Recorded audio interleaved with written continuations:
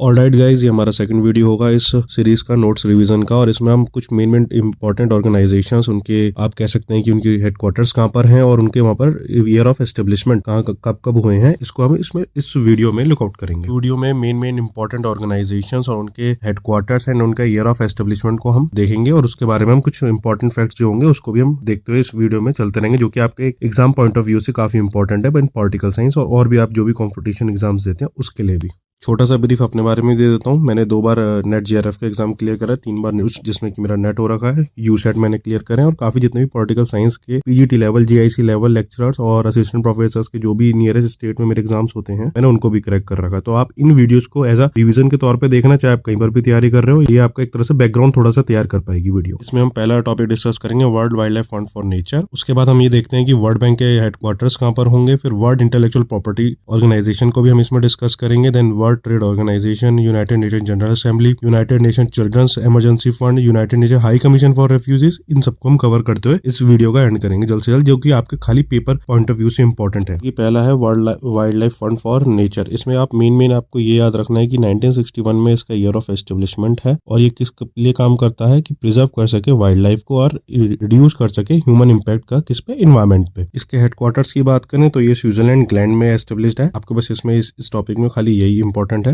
हमारा world bank जो international financial institution के तहत हम देख सकते हैं इसको, और ये लोन्स और ग्रांट्स प्रोवाइड करता है किन कंट्रीज को, लोअर मिडिल इनकम कंट्रीज को ये लोन प्रोवाइड करता है। वर्ल्ड बैंक का एक कलेक्टिव नेम है किसका, international bank for reconstruction development and international development association का, जो कि ये 5 इंटरनेशनल ऑर्गेनाइजेशंस का ग्रुप है, जिसमें से मेन ये 2 हैं आपको ये इंपॉर्टेंट याद रखना। और ये किसके तहत एस्टेब्लिश्ड हुआ था, world bank Britain would conference. यहाँ पर एक क्वेश्चन आपका और इंपॉर्टेंट बनता है कि ब्रिटन वुड कॉन्फ्रेंस के तहत जो 1944 में हुई थी, तो कौन सा दूसरा आपका इंस्टीट्यूशन है जो एस्टेब्लिश हुआ था, वो था इंटरनेशनल मॉनेटरी फंड। और उसका काम क्या है, उसका काम ये है कि किसी भी डूबती इकोनॉमी को सपोर्ट करना और उन्हें एक तरह से आप कह सकते हैं कि उसके लिए एक इकोनॉमिक पैकेज लॉन्च करना जिससे कि वो अपनी इकोनॉमी को बचा सकें। दूसरा टॉपिक हम देखते हैं कि वर्ल्ड इंटेलेक्चुअल प्रॉपर्टी ऑर्गेनाइजेशन, जो कि एक वन ऑफ द एजेंसी है 15 स्पेशलाइज एजेंसीज की यूनाइटेड नेशंस की। इसका एस्टेब्लिशमेंट ईयर को हम देखें तो 1967 में है।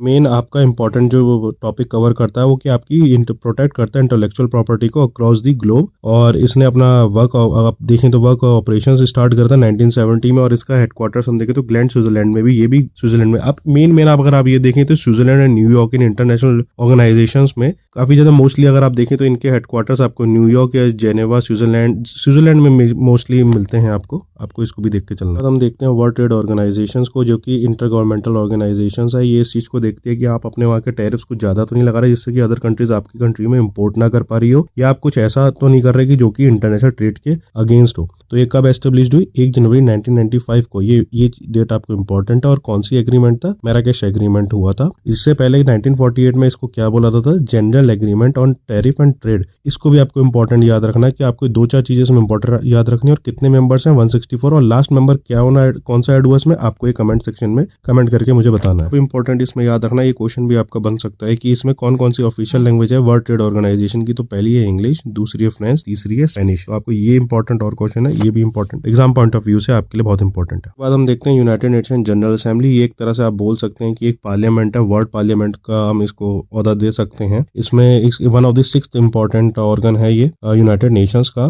Chapter 5 of the United Nations charter में आता है। इसके जो आपका डिस्क्रिप्शन दिखेंगे, इसके इंपॉर्टेंट फंक्शंस की हम बात करें तो ये रेस्पॉन्सिबल है यूएन के बजट के लिए, अपॉइंटिंग नॉन परमानेंट मेंबर्स, और to the security council appointing UN secretary general, जिसको हम प्रेसिडेंट भी बोलते हैं यूएन का। इसके हेडक्वार्टर्स कहाँ पर मिलेंगे आपको, इसके हेडक्वार्टर्स ऑब्वियसली न्यूयॉर्क में मिलेंगे आपको। और इसका ईयर ऑफ एस्टेब्लिशमेंट है देखते हैं united nation international children's emergency fund, जो कि एक और यूनाइटेड नेशंस की स्पेशलाइज एजेंसी है। ये इसका मेन फंक्शन क्या है, इसका मेन फंक्शन है कि ह्यूमैनिटेरियन डेवलपमेंट एड करते हैं चिल्ड्रंस के ऑल ओवर दी वर्ल्ड। अगर अभी हम देखें इजराइल और पैलेस्टीन के बीच में जितनी भी हम लड़ाई देख रहे हैं, वहाँ पर जितना भी आप हॉस्पिटल्स पे अटैक हो रहे हैं या हॉस्पिटल्स पे कुछ भी बम गिरा है, तो वहाँ पर ये एजेंसी आपकी एक्टिव हो जाती है और उन चिल्ड्रंस को एड करती है वहाँ पर ह्यूमैनिटेरियन, जिसको बेसिकली ह्यूमैनिटेरियन खाना पीना उनका देखा जाता है, एंड वहाँ पर जो भी मेडिकल एड होता है। अभी तक के फंक्शंस की बात करें हम, इन्होंने क्या क्या फंक्शंस लुक ओवर करे हैं, तो उसमें हम देखते हैं disease prevention, administrating treatment of the children, HIV AIDS का करते हैं, male nutrition and maternity nutrition पे भी हम ये एजेंसी काफ़ी वर्क कर चुकी है अभी तक ऑल ओवर दी वर्ल्ड। इसके ईयर ऑफ एस्टेब्लिशमेंट की बात करें तो 11 दिसंबर 1946 बहुत इंपॉर्टेंट डेट है, आपको ये तो याद रखनी है। और इसका हेडक्वार्टर्स है न्यूयॉर्क में। तो ये भी आपको मेन याद रखना है। बाकी इनके head of the department I think इतना नहीं पूछे जाते, बट ये 2 चीज़ें आपको बहुत इंपॉर्टेंट है, ये आपको याद रख के चलना पड़ेगा। इसके बाद हम देखते हैं united nation high commission for refugees. इसका एस्टेब्लिशमेंट ईयर हम देखते हैं 1950, 14 दिसंबर को था। और इसका हेडक्वार्टर थोड़ा डिफरेंट है, न्यूयॉर्क में नहीं है, ये जेनेवा स्विट्जरलैंड में है। ये चीज़ आपको याद रखनी है। इनका मेन फंक्शन ये कि रेफ्यूजीज, जैसे अगर आप देखें तो रोहिंग्या क्राइसिस हुआ था, तो मेन फंक्शन है कि जिस भी देश में ये क्राइसिस होते हैं, जहाँ से लोग भाग के किसी और देश में माइग्रेट करते हैं, तो वहाँ पर ये रेफ्यूजीज हाई कमीशन उनका लुकआउट करती है। उनके लिए जो भी एड हो सके, चाहे फूड एड हो, चाहे सेफ्टी एड हो, चाहे ह्यूमैनिटेरियन जो भी XYZ एड हो, उसको लुकआउट ये एजेंसी करती है इन वर्ल्ड एरेना। बहुत महत्वपूर्ण और इम्पोर्टेंट एजेंसी जो कि यूएन की स्पेशलाइज एजेंसी है, united nation educational, scientific and culture organisation. इसलिए काम करती है वर्ल्ड पीस के एंड सिक्योरिटी के लिए। किसके through? Education, arts, science, culture, बहुत इंपॉर्टेंट फैक्टर्स हैं इसके। और इसमें टोटल कितने मेंबर्स हैं? 194 मेंबर्स हैं इसके। इसका हेडक्वार्टर्स आपको याद रखना है। इसका क्वेश्चन आया था पिछली बार कि पेरिस फ्रांस में है, और इसे कब है, इसका आपका एस्टेब्लिशमेंट ईयर भी बहुत इंपॉर्टेंट है। इसमें कितने 53 रीजनल फील्ड ऑफिस है, आपको ये इतना नहीं है पर लेकिन इसका हेडक्वार्टर्स और ईयर ऑफ एस्टेब्लिशमेंट 16 नवंबर 1945, ये आपको बिल्कुल याद रखना पड़ेगा। जी हाँ, ये 1945 ये आपको याद रखना। जब हम इतनी यूएन की एजेंसीज की बात कर रहे हैं, तो एक एजेंसी और आती है इसमें, यूनाइटेड नेशन डेवलपमेंट प्रोग्राम। ये एक एजेंसी है जो कि एलिमिनेट करती है पॉवर्टी को और अचीव करने के इसमें सस्टेनेबल इकोनॉमिक ग्रोथ के लिए एंड ह्यूमन डेवलपमेंट में। तो ये एक आपकी इसका हेडक्वार्टर्स अगर आप देखें तो इसका हेडक्वार्टर्स आपकी न्यूयॉर्क सिटी में मिलेंगे। और इसके ईयर ऑफ एस्टेब्लिशमेंट की हम बात करेंगे 22 नवंबर 1965 को ये इसका एस्टेब्लिशमेंट। इसकी पेरेंट ऑर्गेनाइजेशन ये थोड़ा सा इंपॉर्टेंट है, united nation economic and social council.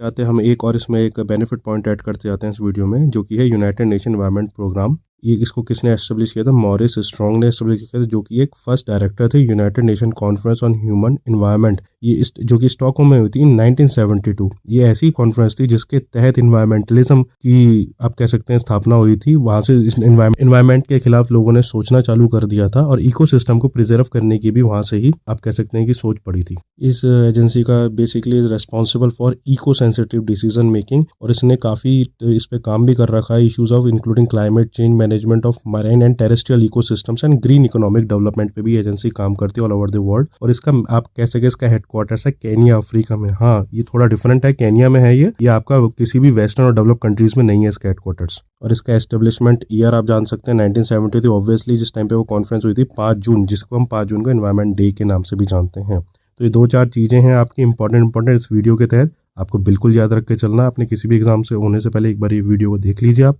ये आपकी मॉरिस स्ट्रॉन्ग की फोटो है, जो कि एक Canadian oil and mineral businessman थे, जिन्होंने इन सब चीजों के बारे में आप पूरे वर्ल्ड को बताया था। Again thank you so much for viewing this video, and please hit the subscribe button, comment, share whatever you want. Thank you so much, और आगे भी इस तरह की सीरीज चलती रहेंगी। That's all for today. Thank you so